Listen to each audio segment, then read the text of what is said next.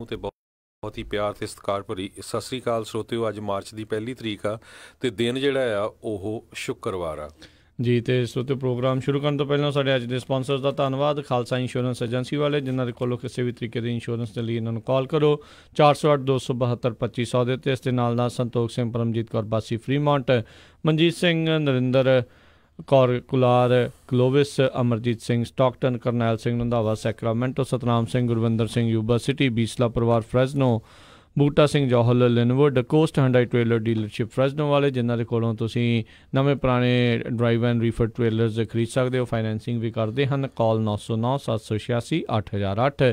ਇਹਨਾਂ ਸਾਰਿਆਂ ਦਾ ਬਹੁਤ ਬਹੁਤ ਧੰਨਵਾਦ। ਜੇਕਰ ਤੁਸੀਂ ਜਾਂ ਕੋਈ ਹੋਰ ਕਾਰੋਬਾਰ ਇਸ ਪ੍ਰੋਗਰਾਮ ਨੂੰ ਸਪਾਂਸਰ ਕਰਨਾ ਚਾਹੁੰਦੇ ਹੋ, ਸੰਪਰਕ ਕਰੋ 408 722 7698 ਦੇ ਉੱਤੇ ਜੀ।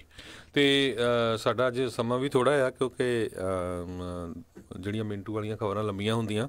ਤੇ ਅੱਜ ਦੀਆਂ ਖਬਰਾਂ ਵੱਲ ਚੱਲੀਏ। ਜਿਹੜੀ ਖਬਰ ਆ ਰਹੀ ਆ, ਜੇ ਇਨਸਲੀ ਜਿਹੜੇ ਵਾਸ਼ਿੰਗਟਨ ਦੇ ਗਵਰਨਰ ਹੈਗੇ ਆ ਅਤੇ ਕਲਾਈਮੇਟ ਐਡਵੋਕੇਟ ਆ, ਉਹਨਾਂ ਨੇ ਅਨਾਊਂਸ ਕੀਤਾ ਹੈ ਉਹ 2020 ਦੇ ਵਿੱਚ ਪ੍ਰੈਜ਼ੀਡੈਂਸ਼ੀਅਲ ਕੈਂਡੀਡੇਟ ਹੋਣਗੇ ਡੈਮੋਕ੍ਰੇਟਿਕ ਪਾਰਟੀ ਦੇ ਵੱਲੋਂ। ਸੋ ਡੈਮੋਕ੍ਰੇਟਿਕ ਪਾਰਟੀ ਦੇ ਵਿੱਚ ਕਾਫੀ ਕੈਂਡੀਡੇਟ ਜਿਹੜੇ ਆ ਗਏ ਆ। ਮਿਸਟਰ ਇਨਸਲੇ ਜਿਹੜੇ ਹੈਗੇ ਆ, ਇਹ ਕਹਿੰਦੇ ਵੀ ਮੈਂ ਜਿਹੜਾ ਕਲਾਈਮੇਟ ਚੇਂਜ ਅਤੇ ਖਾਸ ਕਰਕੇ ਗਰੀਨ ਇਨਵਾਇਰਮੈਂਟ ਦੇ ਉੱਤੇ ਜਿਹੜੇ ਇਸ਼ੂਜ਼ ਆ, ਇਹਨਾਂ ਦੇ ਬੇਸ ਦੇ ਉੱਤੇ ਇਲੈਕਸ਼ਨ ਲੜੂੰਗਾ। ਜੀ ਬਿਲਕੁਲ। ਸੋ ਡੈਮੋਕ੍ਰੇਟ ਪਾਰਟੀ ਦਾ ਜਿਹੜਾ ਮੈਦਾਨ ਆ ਲਗਾਤਾਰ ਇਹਨਾਂ ਦੇ ਨਾਲ ਜਿਹੜਾ ਉਹ ਭਰ ਰਿਹਾ ਆ। ਉੱਧਰ ਜਿਹੜਾ ਕੋਰੀ ਬੁਕਰ ਆ, ਜਿਸ ਨੇ ਕੁਛ ਸਮਾਂ ਪਹਿਲਾਂ ਆਪਣੇ ਆਪ ਨੂੰ ਨੋਮੀਨੇਟ ਕੀਤਾ ਆ, ਉਸਨੇ ਇੱਕ ਹੁਣ ਨਵੀਂ ਜਿਹੜੀ ਆਪਣੀ ਜਿਹੜੀ ਇੱਕ ਪੋਲਿਸੀ ਜਿਹੜੀ ਲਿਆਂਦੀ ਆ, ਉਹ ਚਾਹੁੰਦਾ ਵੀ ਫੈਡਰਲ ਲੈਵਲ ਦੇ ਉੱਤੇ ਮੈਰਵਾਨਾ ਜਿਹੜੀ ਆ ਉਸ ਨੂੰ ਲੀਗਲ ਜਿਹੜਾ ਆ ਉਹ ਕੀਤਾ ਜਾਵੇ। ਜਿੱਦਾਂ ਵੱਖ-ਵੱਖ ਸੂਬਿਆਂ ਦੇ ਵਿੱਚ ਮੈਰਵਾਨਾ ਜਿਹੜੀ ਆ ਉਹ ਸਟੇਟ ਸੂਬਾਈ ਪੱਧਰ ਦੇ ਉੱਤੇ ਜਿਹੜੀ ਲੀਗਲ ਹੋ ਰਹੀ ਆ, ਅਤੇ ਉਸੇ ਤਰੀਕੇ ਦੇ ਨਾਲ ਉਹ ਫੈਡਰਲ ਲੈਵਲ ਦੇ ਉੱਤੇ ਜਿਹੜਾ ਉਹ ਚਾਹੁੰਦਾ ਆ। ਉਸ ਦਾ ਇਹੀ ਤਰਕ ਆ ਵੀ ਜਿੱਦਾਂ ਸ਼ਰਾਬ ਅਤੇ ਤੰਬਾਕੂ ਅਤੇ ਹੋਰ ਜਿਹੜੇ ਨਸ਼ੇ ਆ ਆਲਰੇਡੀ ਇਲੀਗਲ ਨੇ, ਅਤੇ ਉਸੇ ਤਰੀਕੇ ਦੇ ਨਾਲ ਇਸ ਨੂੰ ਵੀ ਜਿਹੜਾ ਕਰਨਾ ਚਾਹੀਦਾ। ਅਤੇ ਪਰ ਦੱਸ ਜਾਈਏ ਵੀ ਜਿਹੜੀ FDA ਦੇ ਦੁਆਰਾ ਅਤੇ ਜਿਹੜਾ ਫੈਡਰਲ ਬੋਰਡਸ ਆ, ਉਹਨਾਂ ਦੇ ਦੁਆਰਾ ਜਿਹੜੀ ਮੈਰਵਾਨਾ ਨੂੰ ਸਭ ਤੋਂ ਘਾਤਕ ਨਸ਼ਿਆਂ ਦੇ ਵਿੱਚੋਂ ਇੱਕ ਜਿਹੜਾ ਆ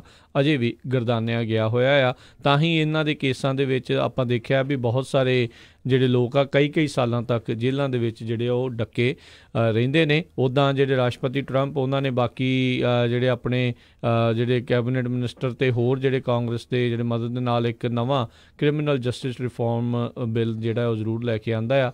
ਜਿਹੜੇ ਅਜਿਹੇ ਥੋੜ੍ਹੀ ਪੋਜੈਸ਼ਨ ਵਾਲੇ ਕੇਸਾਂ ਦੇ ਵਿੱਚ ਉਹਨਾਂ ਜਿਹੜੇ ਦੋਸ਼ੀਆਂ ਨੂੰ ਥੋੜ੍ਹੀ ਰਾਹਤ ਆ ਉਹ ਪ੍ਰਦਾਨ ਕਰ ਰਿਹਾ ਆ। ਜੀ। ਅਗਲੀ ਖਬਰ ਵੱਲ ਚਲੀਏ। ਜਿਹੜੀ ਟੀਚਰ ਸਟ੍ਰਾਈਕ ਬਹੁਤ ਸਾਰੇ ਏਰੀਏ 'ਚ ਹੋ ਰਹੀ ਆ, ਓਕਲੈਂਡ ਦੇ ਵਿੱਚ ਵੀ ਚੱਲ ਰਹੀ ਹੈਗੀ ਆ। ਅਤੇ ਟੀਚਰਸ ਦੇ ਨਾਲ ਰਿਲੇਟਡ ਇਸ਼ੂ ਜਿਹੜਾ ਪਿਛਲੇ ਸਮੇਂ 'ਚ ਜਿਹੜੀਆਂ ਮਾਸ ਸ਼ੂਟਿੰਗਸ ਹੋਈਆਂ, ਉਹ ਤੋਂ ਬਾਅਦ ਮੇਨ ਆਇਆ ਸੀ ਵੀ ਕੀ ਸਕੂਲ ਦੇ ਟੀਚਰਾਂ ਨੂੰ ਕੰਸੀਲਡ ਵੈਪਨ ਦਿੱਤਾ ਜਾਵੇ।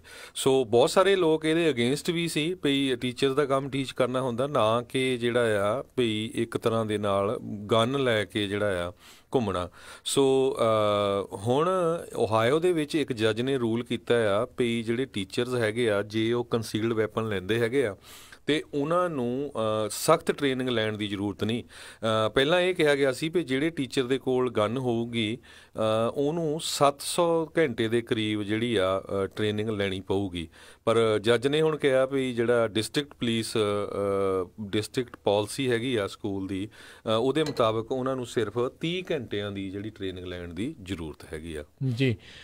ਅਗਲੀ ਜਿਹੜੀ ਗੱਲ ਕਰਦੇ ਹਾਂ, ਸਵੈਨਾ ਜਾਰਜੀਆ ਤੋਂ ਜਿਹੜੀ ਖਬਰ ਆ ਰਹੀ ਹੈ, ਉੱਥੇ ਦੇ ਇੱਕ ਬੰਦਰਗਾਹ ਦੇ ਉੱਤੇ 19 ਮਿਲੀਅਨ ਡਾਲਰ ਦੀ ਜਿਹੜੀ ਕੋਕੇਨ ਆ ਉਹ ਜਿਹੜੀ ਉਹ ਫੜੀ ਗਈ ਆ। 1000 ਪਾਊਂਡ ਤੋਂ ਵੱਧ ਮਾਤਰਾ ਦੇ ਵਿੱਚ ਇਹ ਜਿਹੜੀ ਕੋਕੇਨ ਆ ਉਹ ਜਿਹੜੇ ਪਾਈਨਐਪਲ ਜਿਹੜੇ ਜਿਹਨੂੰ ਅਨਾਨਾਸ ਕਿਹਾ ਜਾਂਦਾ ਆ, ਉਸ ਦੀ ਸ਼ਿਪਮੈਂਟ ਦੇ ਵਿੱਚ ਲਗਾ ਕੇ ਜਿਹੜੀ ਆ ਅਮਰੀਕਾ ਦੇ ਵਿੱਚ ਜਿਹੜੀ ਆ ਸਮਗਲ ਕਰਨ ਦੀ ਕੋਸ਼ਿਸ਼ ਕੀਤੀ ਜਾ ਰਹੀ ਸੀਗੀ। ਸੋ ਕਸਟਮ ਬਾਰਡਰ ਪੈਟਰੋਲ ਜਿਹੜੇ ਪ੍ਰੋਟੈਕਸ਼ਨ ਵਾਲੇ ਆ, ਉਹਨਾਂ ਨੇ ਜਿਹੜਾ ਆ ਇਸ ਨੂੰ ਜਿਹੜਾ ਆ ਫੜਿਆ ਆ।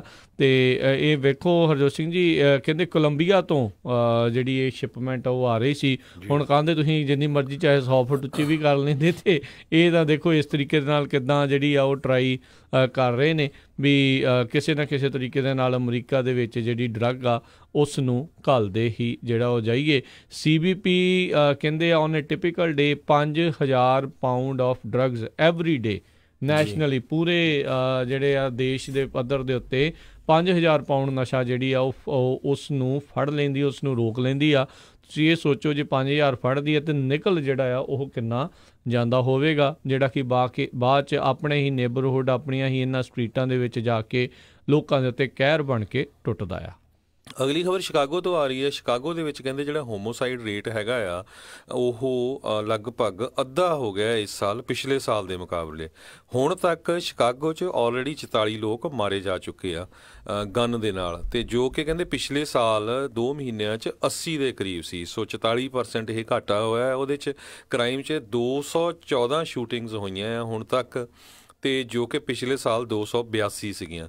ਸੋ ਕਹਿੰਦੇ ਸ਼ਿਕਾਗੋ ਜਿਹੜਾ ਆ ਥੋੜ੍ਹਾ ਜਿਹਾ ਇੰਪਰੂਵਮੈਂਟ ਵੱਲ ਚੱਲ ਰਿਹਾ ਹੈਗਾ। ਬਿਲਕੁਲ ਚੰਗੀ ਗੱਲ ਆ, ਇਹ ਤਾਂ ਬਹੁਤ ਨਹੀਂ ਤਾਂ ਸਮੱਸਿਆ ਵਾਲਾ ਹੁੰਦਾ ਆ। ਅਗਲੀ ਜਿਹੜੀ ਹਰਜੋਤ ਸਿੰਘ ਜੀ ਗੱਲ ਕਰਦੇ ਆ, ਕੈਲੀਫੋਰਨੀਆ ਦੀ DMV ਆ ਉਸ ਨੂੰ ਲਾਅ ਮੇਕਰਸ ਆ ਉਹ ਆਡਿਟ ਜਿਹੜਾ ਉਹ ਕਰਨ ਜਾ ਰਹੇ ਆ। ਇੱਕ ਬੜਾ ਵੱਡਾ ਜਿਹੜਾ ਮਸਲਾ ਇਸ ਟਾਈਮ ਸਾਹਮਣੇ ਇੱਧਰ ਆ ਰਿਹਾ ਆ।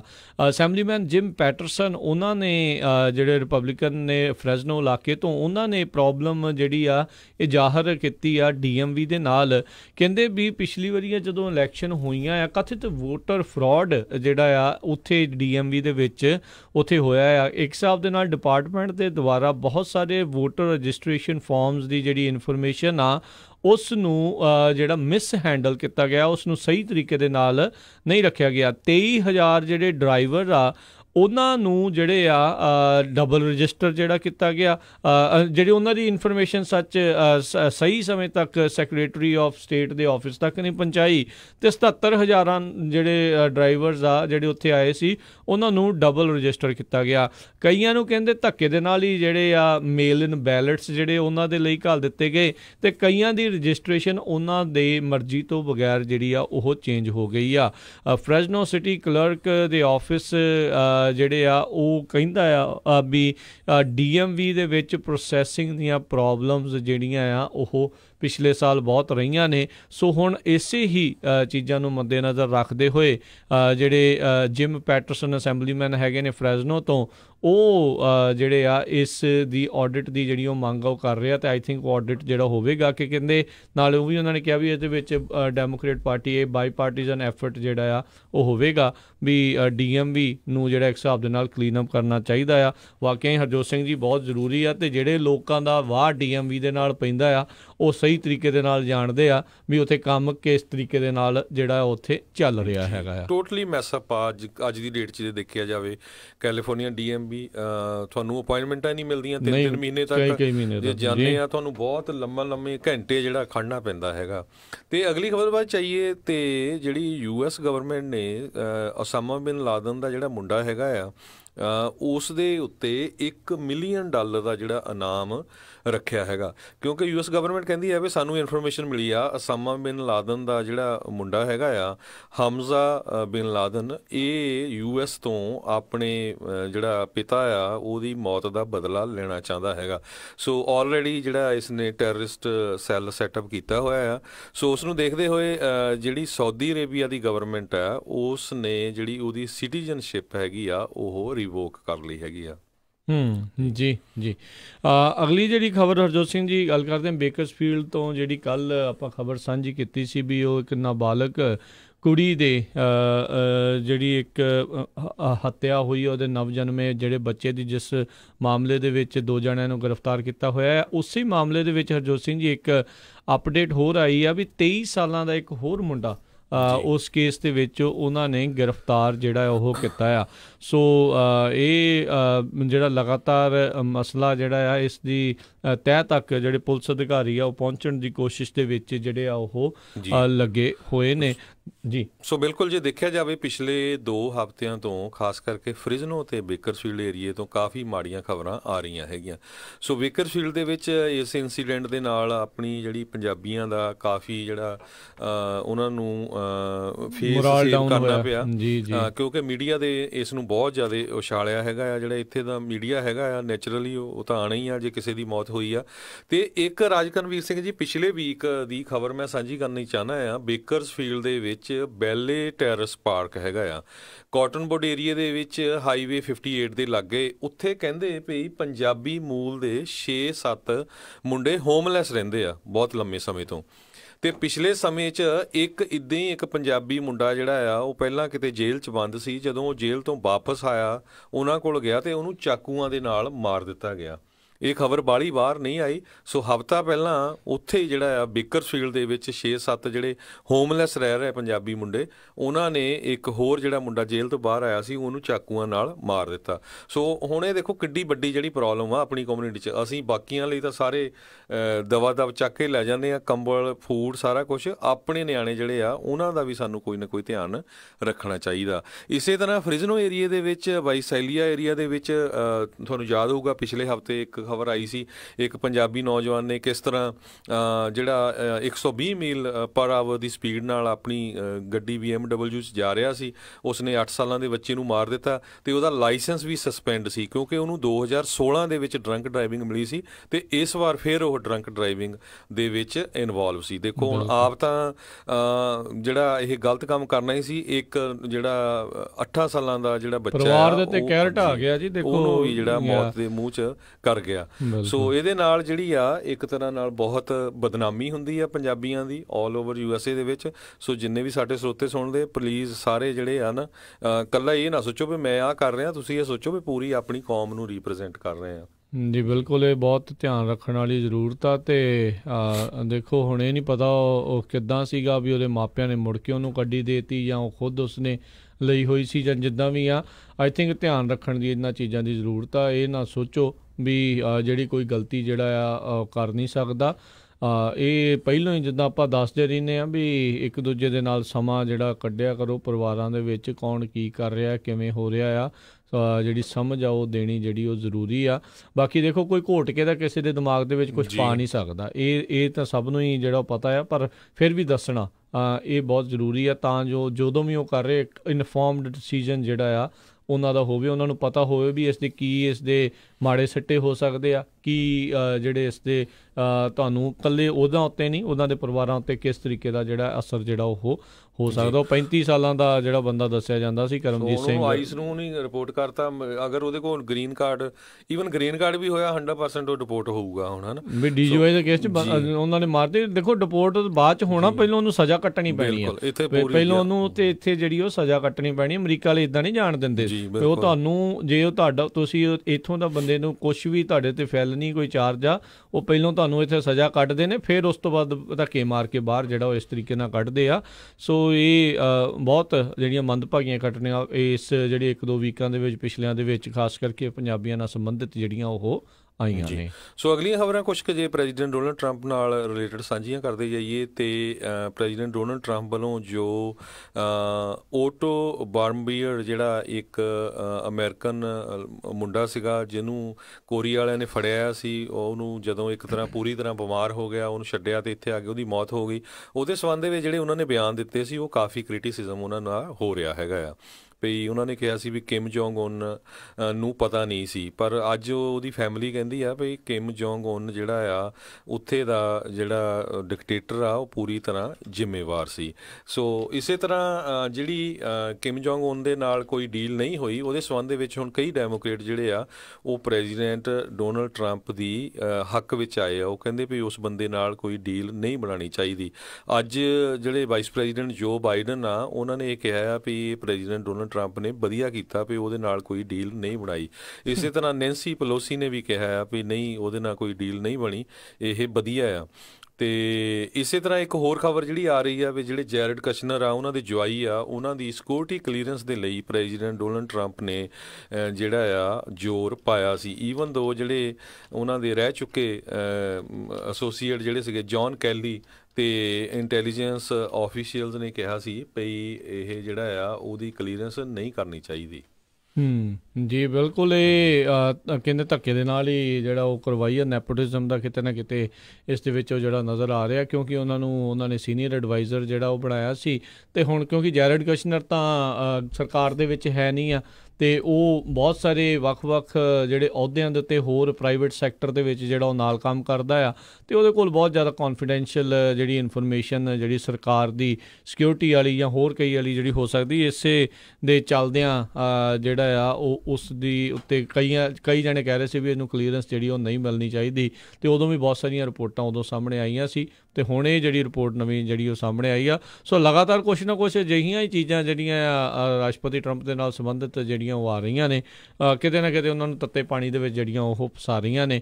ਹੁਣ ਦੇਖਦੇ ਹਾਂ ਜਿਹੜੀ recently Harjot Singh ji Michael Cohen ਦੀ ਜਿਹੜੀ ਟੈਸਟੀਮੋਨੀ ਹੋਈ ਆ ਸਾਰਿਆਂ ਦੇ ਉਹ ਸਾਹਮਣੇ ਪਬਲਿਕਲੀ ਜਿਹੜੀ ਉਹ ਕਮੇਟੀ ਦੇ ਸਾਹਮਣੇ ਦਿੱਤੀ ਆ, ਉਸ ਤੋਂ ਬਾਅਦ ਦੇ ਵਿੱਚ ਉਹਨਾਂ ਨੇ ਹੁਣ ਰਾਸ਼ਟਰਪਤੀ ਟਰੰਪ ਦਾ ਇੱਕ ਹੋਰ ਕੌਨਫੀਡੈਂਟ ਜਿਹੜਾ ਉਹਨਾਂ ਦਾ ਨਜ਼ਦੀਕੀ ਬੰਦਾ ਜਿਹੜਾ ਉਹਨਾਂ ਦੇ ਟੈਕਸ ਵਗੈਰਾ ਨੂੰ ਉਹ ਜਿਹੜਾ ਹੈਂਡਲ ਕਰਦਾ ਸੀ, ਉਸ ਨੂੰ ਕਹਿੰਦੇ ਆ ਵੀ ਸ਼ਾਇਦ ਕਮੇਟੀ ਦੇ ਸਾਹਮਣੇ ਜਿਹੜਾ ਉਹ ਸੱਦਿਆ ਜਾ ਸਕਦਾ ਆ। ਵੀ ਹੁਣ ਦੇਖਦੇ ਆ ਵੀ ਇਸ ਮਸਲੇ ਦੇ ਵਿੱਚ ਜਿਹੜੀਆਂ ਕਿਹੜੀਆਂ ਚੀਜ਼ਾਂ ਜਿਹੜੀਆਂ ਉਹ ਸਾਹਮਣੇ ਆਉਂਦੀਆਂ, ਕਿਉਂਕਿ ਮਾਈਕਲ ਕੋਹਨ ਨੇ ਇਹ ਕਥਿਤ ਦੋਸ਼ ਜਿਹੜੇ ਰਾਸ਼ਟਰਪਤੀ ਟਰੰਪ ਦੇ ਉੱਤੇ ਲਾਏ ਸੀ ਵੀ ਇਹਨਾਂ ਨੇ ਆਪਣੀਆਂ ਪ੍ਰਾਪਰਟੀ ਨੂੰ ਡੀਵੈਲਿਊ ਕਰਕੇ ਟੈਕਸ ਤੋਂ ਛੋਟ ਲੈਣ ਦੀ ਜਿਹੜੀਆਂ ਆ ਉਹ ਕੋਸ਼ਿਸ਼ਾਂ ਇਹਨਾਂ ਨੇ ਕੀਤੀਆਂ ਨੇ। ਅਗਲੀ ਖਬਰ ਜਿਹੜੀ ਹੋਮਲੈਂਡ ਸਿਕਿਉਰਿਟੀ ਦੇ ਨਾਲ ਰਿਲੇਟਡ ਹੈਗੀ ਆ, 4 ਮੁਲਕਾਂ ਦੇ ਜਿਹੜੇ 3 ਲੱਖ ਦੇ ਕਰੀਬ ਲੋਕ ਜਿਹੜੇ ਪਿਛਲੇ ਲੰਮੇ ਸਮੇਂ ਤੋਂ USA ਦੇ ਵਿੱਚ ਰਹਿ ਰਹੇ ਆ, ਜਿਨ੍ਹਾਂ ਨੂੰ ਇੱਕ ਪ੍ਰੋਟੈਕਸ਼ਨ ਮਿਲੀ ਸੀ ਕਿਉਂਕਿ ਉੱਥੇ ਨੈਚੁਰਲ ਡਿਜ਼ਾਸਟਰ ਆਏ ਸੀ, ਸੁਡਾਨ, ਨਿਕਾਰਾਗੁਆ, ਹੇਟੀ ਤੇ ਐਲ ਸੈਲਵਾਡੋਰ। ਸੋ ਪਿਛਲੇ ਸਮੇਂ 'ਚੋਂ ਕਾਫੀ ਰੌਲਾ ਪਿਆ ਸੀ ਵੀ ਉਹਨਾਂ ਨੂੰ ਵਾਪਸ ਜਾਣਾ ਪਊਗਾ ਜਦੋਂ ਉਹਨਾਂ ਦਾ ਇਸ ਸਾਲ ਮਈ ਮਹੀਨੇ ਦੇ ਵਿੱਚ ਸਟੇਟਸ ਖਤਮ ਹੋ ਜਾਂਦਾ ਆ। ਸੋ ਹੁਣ ਹੋਮਲੈਂਡ ਸਿਕਿਉਰਿਟੀ ਦੇ ਆਫੀਸ਼ੀਅਲਾਂ ਨੇ ਕਹਿੰਦੇ ਪਈ ਫਾਰਮਲੀ ਜਿਹੜੀ ਆ ਪ੍ਰੋਟੈਕਸ਼ਨ ਇਹਨਾਂ ਮੁਲਕਾਂ ਦੇ ਜਿਹੜੇ 3 ਲੱਖ ਦੇ ਕਰੀਬ ਆਲਰੇਡੀ ਲੋਕ ਰਹਿ ਰਹੇ ਆ, ਲੀਗਲੀ ਵਰਕ ਕਰ ਰਹੇ, ਉਹਨਾਂ ਕੋਲ ਵਰਕ ਪਰਮਿਟ ਹੈਗਾ, ਸੋ ਉਹਨਾਂ ਨੂੰ ਰਹਿਣ ਦੀ ਜਿਹੜੀ ਇਜਾਜ਼ਤ ਦੇ ਦਿੱਤੀ ਹੈਗੀ ਆ। ਜੀ ਜੀ ਅਗਲੀ ਜਿਹੜੀਆਂ ਹਰਜੋਤ ਸਿੰਘ ਜੀ ਖਬਰਾਂ ਦੇ ਉੱਤੇ ਜਿਹੜੀ ਉਹ ਨਜ਼ਰ ਆਪਾਂ ਮਾਰਦੇ ਹਾਂ।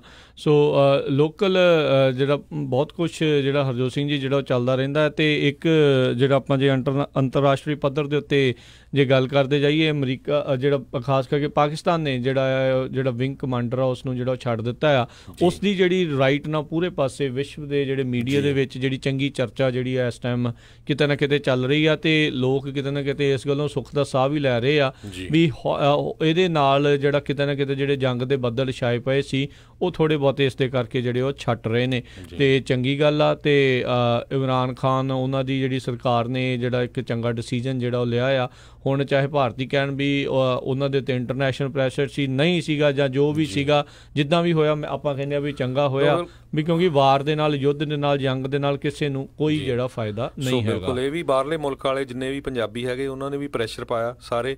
ਸੋ ਇੱਕ ਰਿਟਾਇਰਡ ਜਨਰਲ ਜਿਹੜਾ ਸੀ ਉਹਦੀ ਮੈਂ ਸਟੇਟਮੈਂਟ ਸੁਣ ਰਿਹਾ ਸੀ, ਰਾਜਕਨਵੀਰ ਸਿੰਘ ਜੀ ਕਹਿੰਦਾ ਵੀ 1971 ਦੀ ਲੜਾਈ 'ਚ ਜਦੋਂ 94,000 ਦੇ ਕਰੀਬ ਫੌਜੀ ਅਸੀਂ ਫੜ ਲਏ ਸੀ, ਕਹਿੰਦਾ 9 ਮਹੀਨੇ ਅਸੀਂ ਰੱਖੇ ਇੱਥੇ ਇੰਡੀਆ 'ਚ, ਕਹਿੰਦਾ ਉਦੋਂ ਵੀ UN ਚਾਰਟਰ ਸੀਗਾ ਵੀ ਉਦੋਂ ਵੀ ਅਸੀਂ ਕਹਿ ਸਕਦੇ ਸੀ। ਸੋ ਕਹਿੰਦਾ ਪਾਕਿਸਤਾਨ ਹੁਣ ਵੀ ਕਹਿ ਸਕਦਾ ਵੀ ਨਹੀਂ ਅਸੀਂ ਵੀ 9 ਮਹੀਨੇ ਰੱਖ ਸਕਦੇ ਹਾਂ। ਸੋ ਕਹਿੰਦਾ ਵੀ ਉਹ ਬਿਲਿੰਗ ਹੈਗੇ ਆ ਗੱਲਬਾਤ ਕਰਨ ਨੂੰ, ਈਵਨ ਉਹਨੇ ਟੈਰਰਿਜ਼ਮ ਤੇ ਵੀ ਕਿਹਾ ਆ ਅਸੀਂ ਗੱਲਬਾਤ ਕਰਨ ਨੂੰ ਤਿਆਰ ਹਾਂ, ਤੇ ਸਾਨੂੰ ਜਿਹੜਾ ਪ੍ਰਾਈਮ ਮਿਨਿਸਟਰ ਜਿਹੜਾ ਪਾਕਿਸਤਾਨ ਦਾ ਇਮਰਾਨ ਖਾਨ ਆ ਉਹ ਦਿਲੋਂ ਕੰਮ ਕਰਨਾ ਚਾਹੁੰਦਾ ਸ਼ਾਂਤੀ ਲਈ, ਤੇ ਸਾਨੂੰ ਰਲ ਮਿਲ ਕੇ ਜਿਹੜੀ ਆ ਇਹ ਗੱਲਬਾਤ ਕਰਨੀ ਚਾਹੀਦੀ ਆ। ਇਹ ਇੱਕ ਫੌਜੀ ਜਰਨੈਲ ਦੀ ਸਟੇਟਮੈਂਟ ਸੀ, ਕਹਿੰਦਾ ਵੀ ਪੋਲੀਟੀਸ਼ੀਅਨਾਂ ਨੇ ਤੇ ਇੰਡੀਆ ਦੇ ਮੀਡੀਆ ਨੇ ਗੰਦ ਬਹੁਤ ਪਾਇਆ ਹੋਇਆ ਆ। ਜੀ ਜੀ ਜੀ ਅਤੇ ਹਰਜੋਤ ਸਿੰਘ ਜੀ ਸਮਾਂ ਵੀ ਆਪਣੇ ਅੱਜ ਦੇ ਪ੍ਰੋਗਰਾਮ ਦਾ ਜਿਹੜਾ ਹੁਣ ਇੱਥੇ ਹੀ ਸਮਾਪਤ ਹੈ। ਮਿਲਾਂਗੇ ਆਪਾਂ ਆਪਣੇ ਸਾਰੇ ਜਿਹੜੇ ਸਰੋਤਿਆਂ ਨੂੰ ਅਗਲੀ ਵਾਰ, ਉਦੋਂ ਤੱਕ ਲਈ ਸਾਡੇ ਦੋਨੇ ਵੱਲੋਂ ਪਿਆਰ ਭਰੀ ਨਿੱਘੀ ਸਤਿ ਸ਼੍ਰੀ ਅਕਾਲ। ਜਿਉਂਦੇ ਵਾਸਤੇ ਰਹੋ, ਹੱਸਦੇ ਖੇਡਦੇ ਰਹੋ, ਸੁਣਦੇ ਰਹੋ ਪੰਜਾਬੀ ਰੇਡੀਓ USA।